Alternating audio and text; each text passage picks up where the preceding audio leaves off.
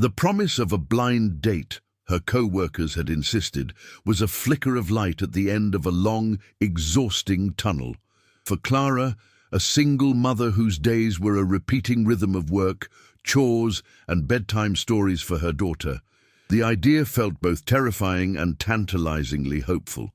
Her colleagues, Jessica and Mark, had been relentless, their smiles a little too wide, their encouragement a little too polished. "He's perfect for you, Clara. This could change everything," Jessica had chirped, her eyes gleaming with an intensity that Clara mistook for genuine friendship.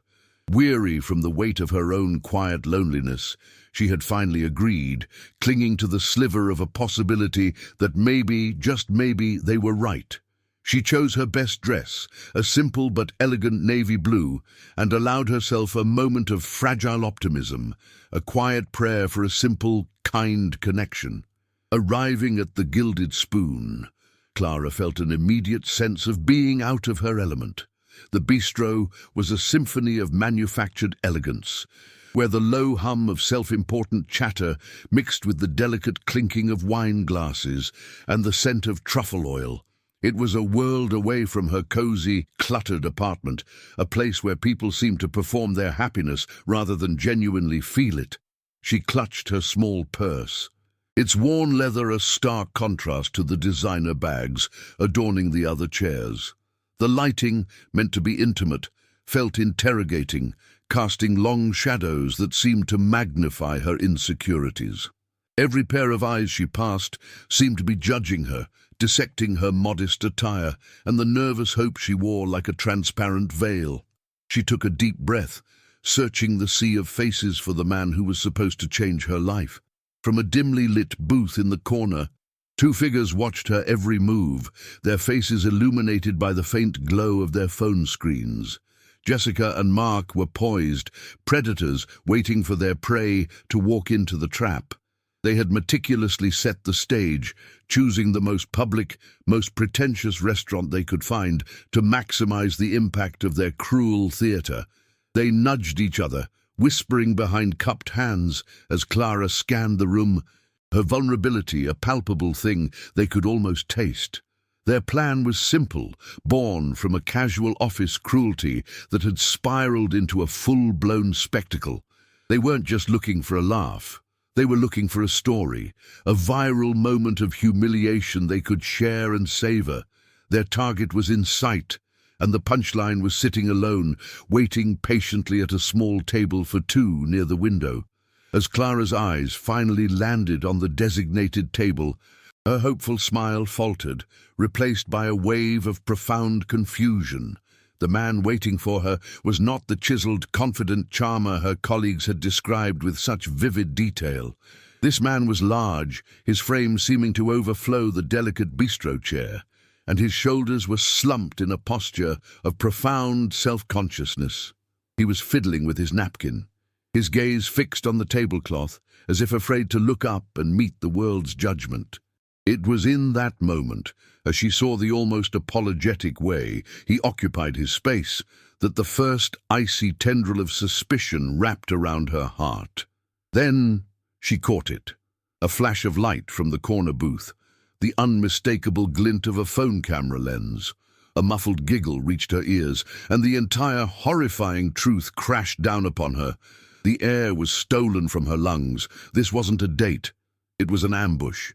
She was the star of a joke she hadn't been told, a spectacle of cruelty designed for the amusement of others. Her face burned with a shame so intense it felt like a physical blow. The impulse to turn, to run from the restaurant and the symphony of silent laughter she imagined was overwhelming. She could already feel their gloating whispers, see the video being passed around the office, her crestfallen face the centerpiece of their entertainment. But as she took a half-step back, her eyes locked with the man at the table. He had finally looked up, and in his gaze she saw not malice, but a mirror of her own hurt. He saw her about to flee, and a deep, familiar sadness washed over his features. He was a victim, too, and in that shared, silent moment of pain, her feet remained planted to the floor. The world seemed to shrink to the space between her and the exit, a clear path to escape. Every instinct screamed at Clara to take it, to flee the suffocating judgment of the room and the piercing sting of her colleagues' betrayal. The heat rising in her cheeks was a bonfire of humiliation, and she could almost hear the cruel narrative they were already crafting, the video they were likely filming to be passed around the office like a trophy. To stay would be to endure the full force of their mockery, to willingly participate in her own degradation. It would be so easy to turn, to melt back into the night and pretend this evening never happened, leaving the man at the table as a casualty of a war she hadn't started. Her heart hammered against her ribs, a frantic drumbeat urging her to run, to save what little pride she had left. But her gaze remained fixed on the man, Leo. In the slump of his shoulders, she saw the weight of 1,000 unspoken insults. In his downcast eyes, she recognized the familiar ache of being invisible and hypervisible all at once, a paradox of loneliness she knew all too well. He was not just a prop in their cruel play. He was a person, a soul, placed on an altar of public ridicule. Walking away would not just be an act of self-preservation for her, it would be a confirmation of his deepest fear that he was unworthy of even a moment of basic human decency. She saw her own daughter's face in her mind, and thought of the lessons she tried to teach her about kindness, about seeing the person and not the package. How could she teach that lesson if she couldn't live it in the moment it mattered most? A profound stillness settled over Clara, silencing the frantic voice of panic. It was replaced by a quiet, unshakable resolve that rose from the very core of her being. This was no longer about a blind date or the hope for romance. It was about dignity, his and hers. She would not allow their ugliness to become her own. She would not become an accomplice to their cruelty through her silence or her retreat. Straightening her spine, she took a slow, deliberate breath, letting the shame wash away and be replaced by a calm, protective strength. She knew that come Monday morning, she would face the whispers and the smirks. She knew there would be a price to pay for defying their script. But in that moment, she understood that the cost of walking away would be infinitely higher, paid in the currency of her own integrity. With a newfound purpose, she began to walk toward the table. The short distance felt like miles, each step a conscious rebellion against the unseen forces of mockery radiating from the corner booth. She could feel Jessica and Mark's bewildered stares on her back, their silent laughter catching in their throats, replaced by a stunned confusion. Their punchline was refusing to land. As she drew closer, Leo looked up again, his eyes wide with a mixture of disbelief and a fragile, burgeoning hope that was almost painful to witness. He had been preparing for her departure, bracing for the inevitable sting of rejection, but instead she was moving toward him. For a moment, the curated noise of the bistro seemed to fade away, leaving only the three of them, the bullies, the target, and the woman who was about to rewrite the entire story.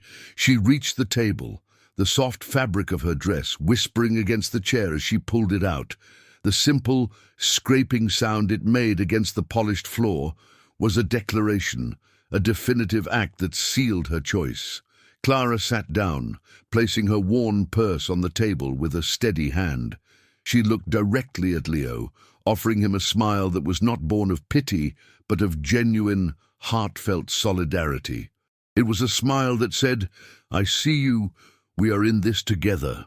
She ignored the venomous glares from across the room, focusing all her attention on the man in front of her, whose face was a canvas of astonishment and quiet gratitude. The prank had been set, the trap had been sprung, but the victim had just refused to be broken. Now, a new, unwritten scene was about to begin. "I'm Clara," she said softly, her voice a quiet anchor in the swirling currents of the bistro's ambient noise. "And I apologize for my colleagues. Their sense of humor is severely lacking." Leo, who'd been staring at his hands as if they held the answers to an impossible riddle, looked up, startled by the directness and warmth in her tone. The apology hung in the air between them, a fragile bridge built over a chasm of humiliation. He managed a small, hesitant nod, the muscles in his jaw tight with unshed emotion. He had expected a hurried excuse, a fleeting look of pity before she fled. But she remained, her gaze steady and kind, a silent promise that she was not part of their cruel game. It was a gesture of solidarity so unexpected, so profoundly decent, that it momentarily disarmed the fortress of defenses he had built around his heart over many years. Slowly, as if coaxed from a long hibernation, Leo began to speak. His voice, at first a low murmur, gained a quiet strength as he talked about his work. He was a librarian, he explained, a guardian of stories and quiet worlds tucked away on dusty shelves. He spoke of the magic of a first edition, the scent of old paper, and the joy of matching a reader with the one book that could change their perspective. Clara listened, completely captivated, watching as his entire demeanor transformed. The slumped shoulders straightened slightly, and his hands, which had been twisting a napkin into knots, began to gesture with a gentle passion.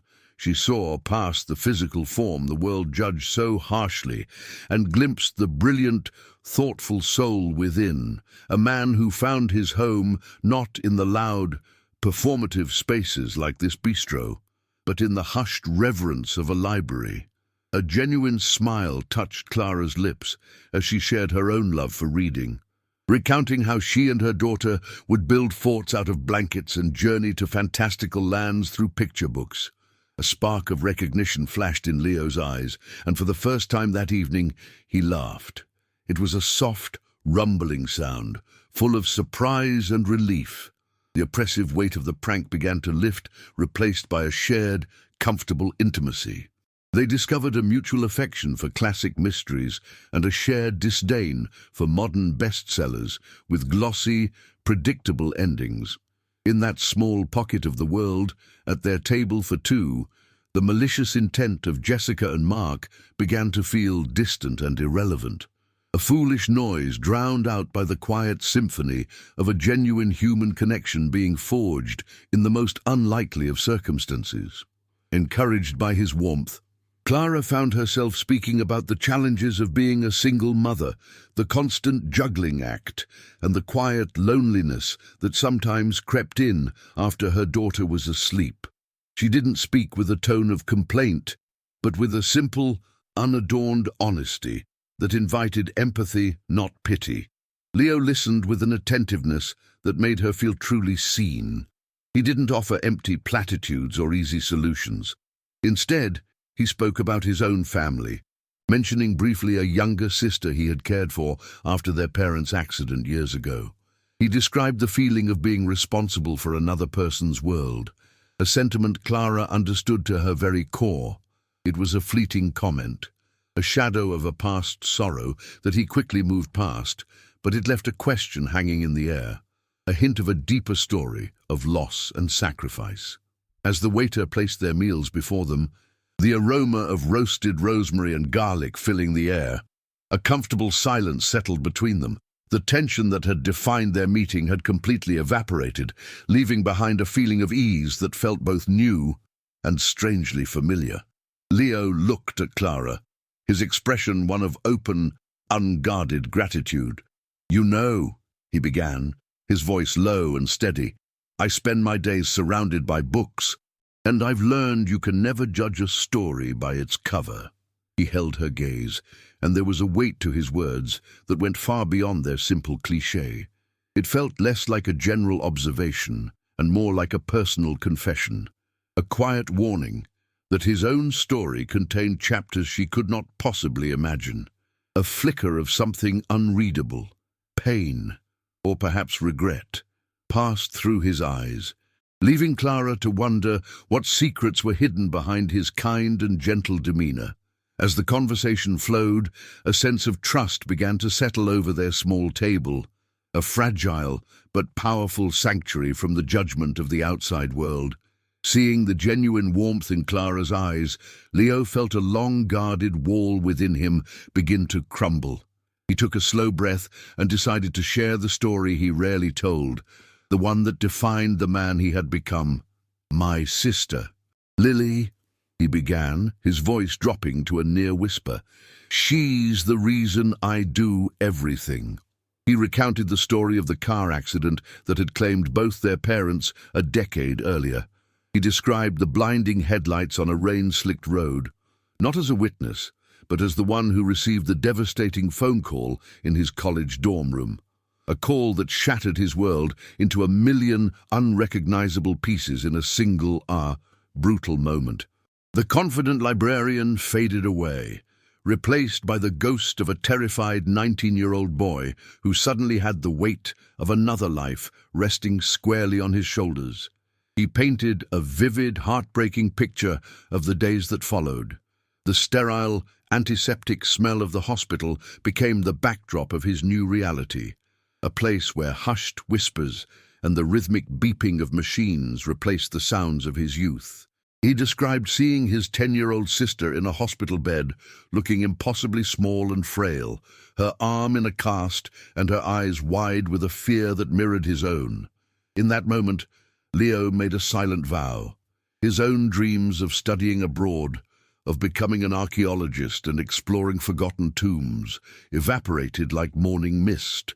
He dropped out of college, took on 2 jobs to keep their small family home, and learned to navigate a world of parent-teacher conferences, scraped knees and bedtime stories. He became a father and a mother, sacrificing his own future to build a safe and loving world for the only family he had left. The story was not told with a hint of regret, but with a profound, quiet sorrow for the life he never got to live. He spoke of the deep, isolating loneliness of being a young man raising a child, a silent struggle hidden from a world that only saw his expanding waistline, the stress, the sleepless nights, and the habit of finding solace in late-night comfort food had slowly, insidiously sculpted the body he now inhabited. His physical form, the very thing that Jessica and Mark had chosen as the punchline for their cruel joke, was not a sign of failure or a lack of discipline. It was a testament to a decade of selfless sacrifice, a physical manifestation of love, grief, and unwavering responsibility. Every pound he carried told a story of a meal he cooked for his sister instead of going to the gym, a night he stayed up comforting her through a nightmare instead of going out with friends. Clara listened, her heart aching with a profound empathy that transcended pity and blossomed into pure, unadulterated respect. The image of the man before her shifted entirely. She no longer saw a stranger who was the target of a prank. She saw a quiet hero, a man who had laid down his life for his sister without a moment's hesitation. Tears welled in her eyes, not for his pain, but for the beautiful, tragic nobility of his choices. She slowly reached her hand across the table and placed it gently over his. It was a simple gesture, but it conveyed everything she couldn't say: understanding, admiration, and a deep, resonant connection. For Leo, her touch was an absolution. He felt the shame he had carried for years begin to dissolve under the warmth of her acceptance. A genuine, hopeful smile finally reached his eyes. He felt a lightness he hadn't experienced in a decade, a belief that perhaps this one night could be a turning point, a moment of grace in a life defined by hardship. In Clara, he had found a kindred spirit who looked past the surface and saw the story written on his heart. He allowed himself to believe that, for the first time, someone had seen him, the real him, and had not turned away. But what Leo didn't know, sitting in the warm glow of Clara's profound acceptance, was that the architects of his humiliation were growing impatient. They were pushing back their chairs, their faces twisted with smug anticipation, ready to finally confront their victims. Fate was about to bring his silent, painful past crashing directly into the public spotlight they had so cruelly prepared for him, just as the warm, Genuine connection between them solidified into a fragile hope. The atmosphere was shattered by the arrival of two figures. Jessica and Mark loomed over their table, their faces etched with a smug, theatrical pity. The subtle glow of their phone screens, still recording, cast an ugly light on their triumphant expressions. "Well, well, Clara," Jessica began, her voice dripping with condescending sweetness, loud enough for the surrounding tables to hear. "It looks like your big night is a real success. We were just so worried about you." Mark snickered beside her, a cruel, grating sound that was meant to be the final nail in the coffin of their humiliation. They stood there, poised like vultures, waiting for the tears and the panicked retreat that would make their video a viral masterpiece of office cruelty. They expected Leo to shrink, to become invisible, but instead, he simply watched them with a quiet, unreadable calm. Before Clara could unleash the protective fury that was building in her chest, a third man approached, moving with a silent, purposeful grace that commanded attention. He was dressed in an impeccably tailored suit, his demeanor radiating an aura of quiet authority that made Jessica and Mark seem like petulant children. He completely ignored the two pranksters, his focus solely on Leo. "Mr. Sterling," he said, his voice a low, respectful baritone that cut cleanly through the bistro's ambient chatter. "Your car is waiting whenever you are ready. I have already taken care of the bill."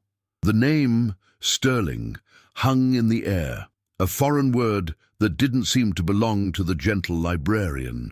Jessica and Mark exchanged a look of complete bewilderment, their smug script suddenly forgotten as they tried to process this unexpected intrusion into their perfectly staged drama. The man in the suit then placed a slim, elegant leather folder on the table. "Also, sir, the acquisition papers for Vantage Media Group are finalized. They just require your signature." Vantage Media Group. The name landed like a thunderclap.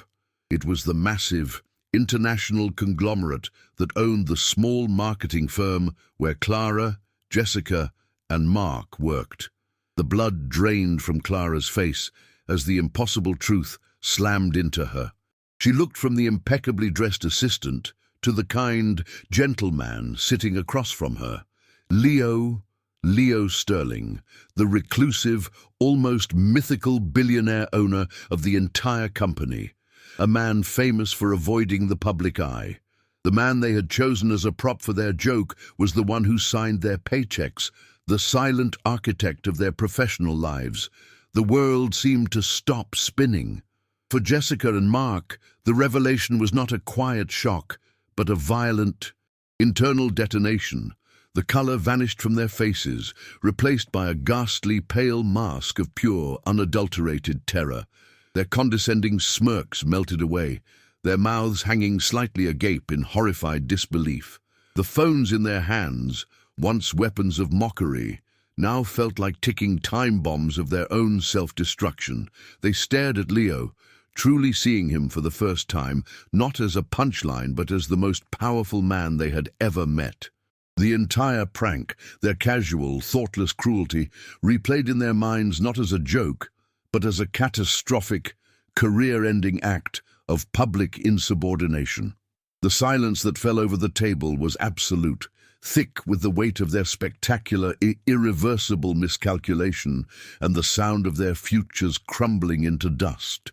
Clara slowly sank back into her seat, her body feeling strangely heavy, her mind racing to recalibrate the reality of the last hour. Every word Leo had spoken, every shared vulnerability, was now cast in a completely different light. His humility, his story of sacrifice, his choice to work in a quiet library. It wasn't the story of a man beaten down by life, but of a man actively choosing a life of substance over status. She had offered kindness to a man she thought was a fellow traveler in the world of the overlooked, never imagining he was a king in voluntary exile.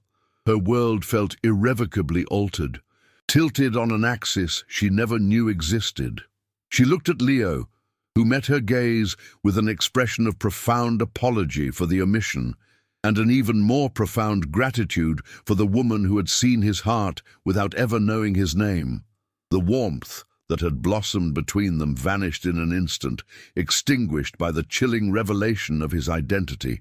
Clara slowly, deliberately, pulled her hand back from his, the gesture as final as closing a book.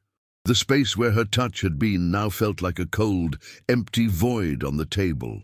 A flush of a different kind of shame crept up her neck, hot and suffocating. It was the humiliation of a fool. Her act of kindness, her grand gesture of solidarity, suddenly felt pathetic and naive. She hadn't been standing up for an equal, a fellow soul navigating the world's casual cruelties.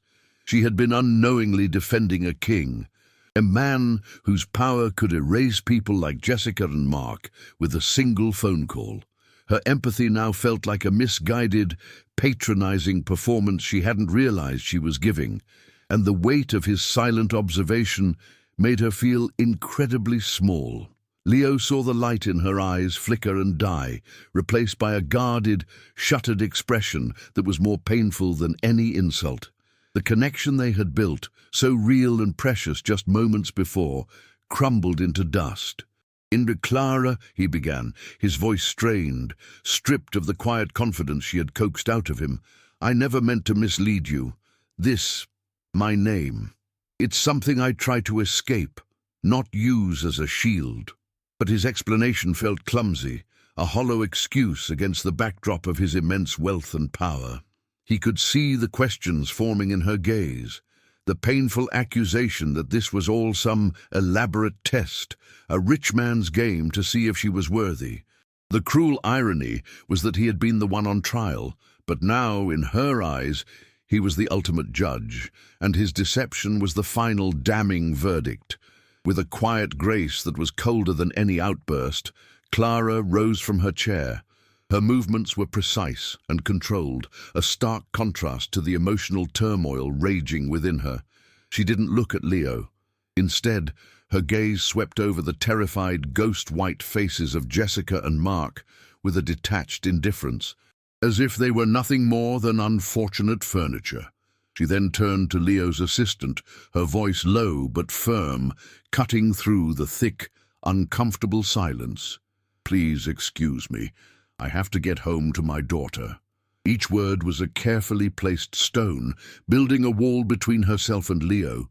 She was not just rejecting the pranksters, she was rejecting him, rejecting the lie that had formed the foundation of their brief, beautiful connection. Her pride, so deeply wounded, demanded a retreat to a world where she understood the rules. Leo remained seated, the silence at the table roaring in his ears. He watched her walk away, her spine rigid, every step carrying her further from him and the fragile hope he had allowed himself to feel. The immense power he wielded was suddenly useless, an anchor chaining him to his chair. He could have his assistant stop her, could insist on a chance to explain. But he knew that any use of his authority now would only validate her deepest fears, proving he was exactly the kind of manipulative man she imagined him to be. The quiet disappearance of Jessica and Mark, who scurried out of the bistro like rats from a sinking ship, was a meaningless victory. The only thing that mattered was the expanding distance between him and Clara, a chasm carved not by their prank, but by his own secret. Just as she reached the heavy glass doors of the exit, Clara paused. Her hand hovered inches from the polished brass handle, her reflection a faint, conflicted ghost in the glass.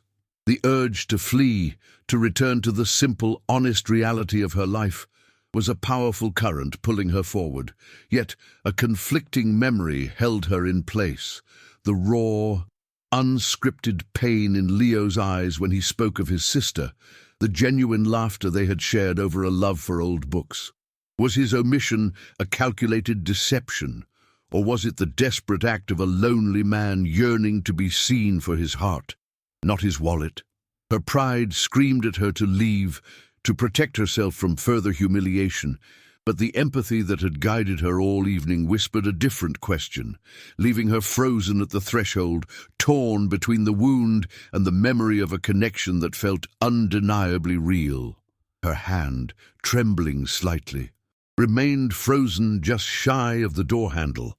The reflection staring back at her was a stranger, a woman on the verge of letting Pride author a lonely ending to a story that had, for a fleeting moment, felt like a beautiful beginning. The sting of deception was real, a sharp and bitter taste in her mouth, but it was slowly being overwhelmed by a deeper truth. The man who had shared his grief, who had spoken of his sister with such profound love, was not an illusion. His pain was not a performance. His kindness was not a lie. She realized with a sudden, gut-wrenching clarity that his secret was not a weapon used against her, but a heavy shield he carried to protect himself from a world that would only ever see his fortune. In that moment, her choice became clear. To walk away would be to punish him for the very loneliness she had recognized and sought to soothe. It would be to become, in her own way, as judgmental as the colleagues she despised. Leo watched her pause, a silent prayer catching in his throat. Every second she hesitated felt like an eternity, a space where all the possibilities of his future hung in a delicate, agonizing balance. He could not let it end this way. He could not let their cruelty win by poisoning the one pure connection he had found in years. With a resolve that surprised even himself, he pushed his chair back. The harsh scrape of its legs on the floor, a definitive sound that broke the restaurant's hushed spell. He rose to his feet, a commanding presence not because of his wealth, but because of the sheer force of his vulnerability. His assistant took a step forward, but Leo held up a hand, a silent command to stay back. This was not a problem his money could solve. This was a chasm only his own heart could bridge. He started toward her, each step an admission of his mistake and a plea for a second chance. They met in the middle of the restaurant, the space between the door and the table becoming a neutral ground where two truths could coexist.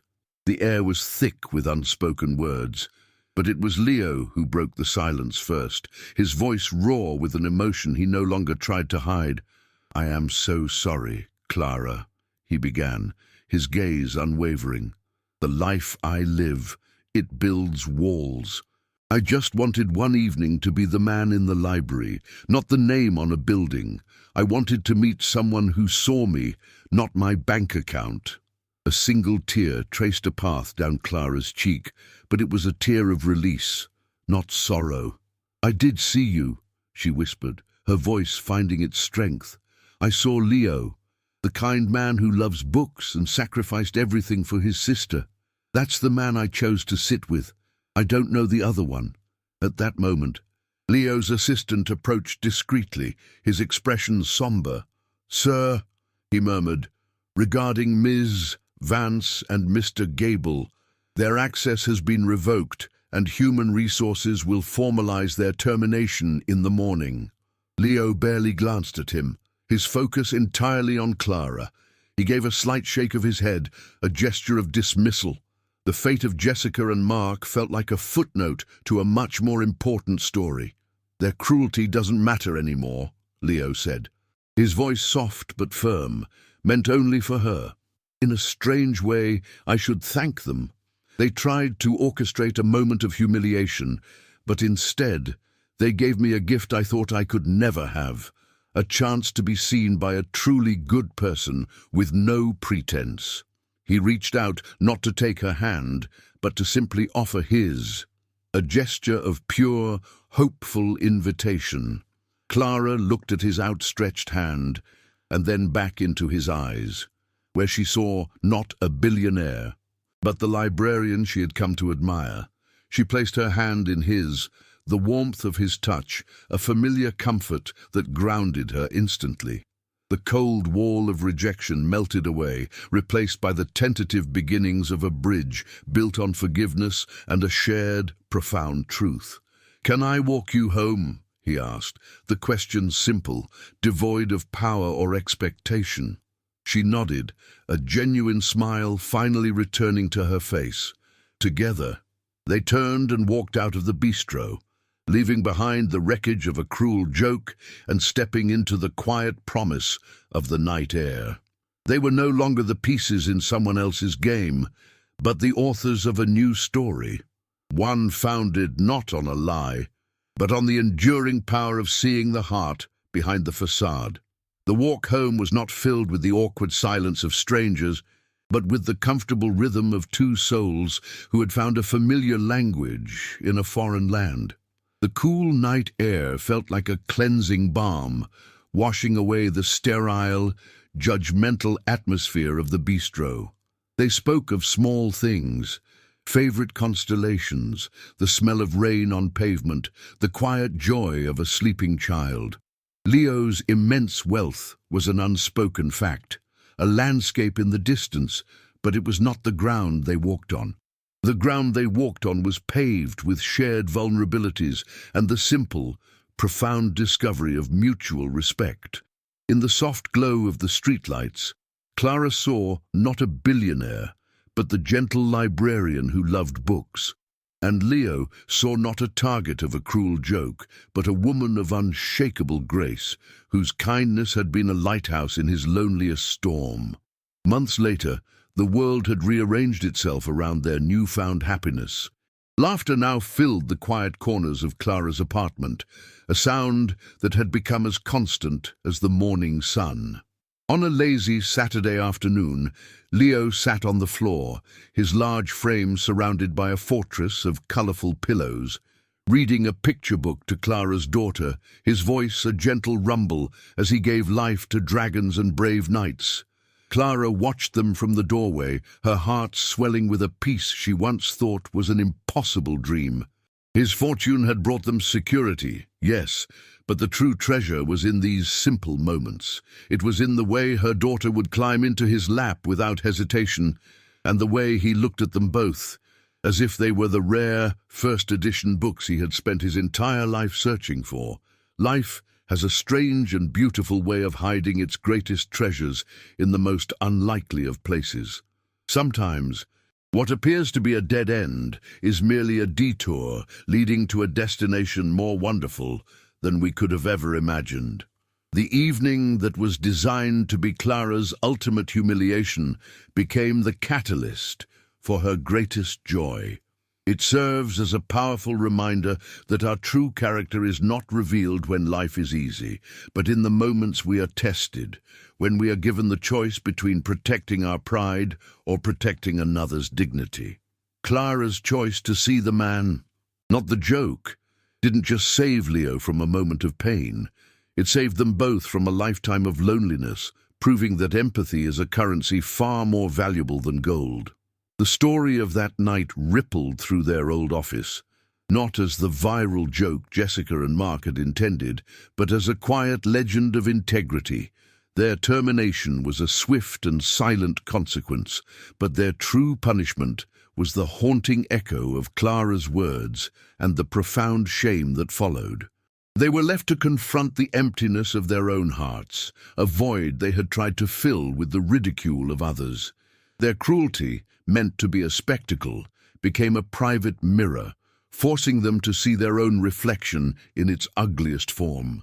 It is a timeless truth that those who build their sense of self by tearing others down are building on the weakest of foundations, destined to collapse under the weight of their own bitterness. While a life built on kindness creates a fortress that no amount of malice can ever breach. Now, standing on the balcony of their new home, as the sun paints the sky in hues of orange and gold, Clara leans her head on Leo's shoulder. They are not defined by the cruelty that brought them together, but by the goodness they chose to create in its wake.